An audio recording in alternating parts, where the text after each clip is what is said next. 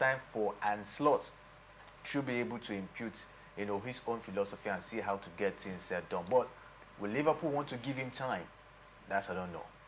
It's a big question. Will Liverpool give him a time for him to rebuild after unbundling that very team that was set up by Jurgen Klopp? Now he's trying to rebuild, getting players like, Joseph Frimpong, likes of Flore Wies. We talk about Alexander Isak, Kitike, plus other players that he got. So now it is time for the Anslot era. It has begun properly as he tried to unbundle the team and, of course, try to reset it in a way and manner that people will now know that this is Anslot team and no longer the Jurgen Klopp's team. But then it's looking very shaky for Anslot, and the big question is, will Liverpool give him the luxury of time? Will Liverpool be patient to allow Anslot rebuild back what is, he has unbundled? It still remains a very big question, but we can tell you that it's a very trying time for Anslot and Liverpool. 7 games, 6 lost. So far, some have said Liverpool have lost their identity. And we just wait and see if they can be able to, of course, get back their winning magic back on track. But then some have said it's going to take a while.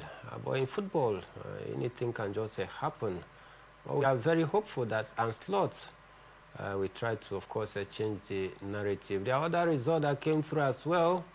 Talking about the EFL Cup, Chelsea also were in action and they defeated their opponent 4-3 in a mouth-watering clash in that particular game. The likes of Arsenal also got over their opponent. You talk about Newcastle United seeing off Tottenham Hotspur in that particular game. Manchester City breezed past Swansea City 3-1 in that very game as well, with Jeremy Doku, Omar Mamouche, and Chiki, on the score sheet. Like I told you earlier, Arsenal beat Brighton and Hove Albion 2-0.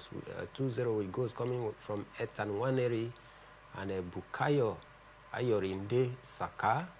In that very one, Chelsea, yes, they beat Wolves 4-3 in that particular account. And Enzo Maresca was such a happy man after his side held on their nerve to, of course, win that very one 4-3. Arsenal have been drawn against Crystal Palace in the blockbuster Carabao Cup quarterfinal tie as the competition's last 8 lineup was confirmed yesterday night. The draw handed Premier League champions Manchester City a home clash against Brentford, while Chelsea traveled to Cardiff City. Defending champion Newcastle United will host Fulham at the St James Park.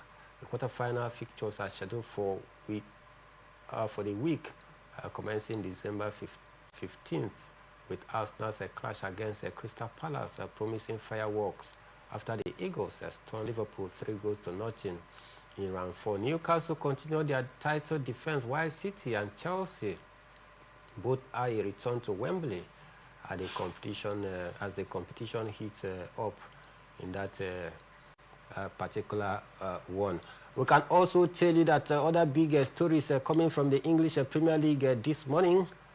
Yes, many big stories making rounds in the English Premier League. Kingsley Alejandro Garnacho have disclosed the reason why he had to join Chelsea Football Club. He said that when the manager gave him a call, he thought about yes, the structure and what they have on ground, how the team plays, and he saw a future compared to what he's seen at Manchester United, and that is why he had to leave Manchester United. He said that he's at home with the way, the philosophy, the pattern of football played by Chelsea Football Club. Is he just trying to placate some of the fans who were angry that he left Manchester United, or you think there is a reality in what he's saying? I don't know really for Garnacho, but I think he's a Chelsea player now, so he wants to see things that, of course, favor his coming to Chelsea, and as well, favor the team, at the end of the day. Where Chelsea is and where Manchester United is at this point in time, there's not much disparity to say. Chelsea are not really giving up their best. Even Manchester United, just of recent, we've seen them, of course, win, I think, about 3 games, of course, in a row. Can they keep that? Can they maintain that? That we don't know at this point in time. But so far, so good. I don't think it's a bad move for him. He just, of course, have to improve on this game and see how he can also be a standard player at Chelsea. All right, at this point, this is where we drop the anchor for this morning edition of the show. We'll return by 6 to 7 p.m. In the evening to take you through some of the current gist in the world of sport. I did a show this morning alongside Kingsley Emmanuel.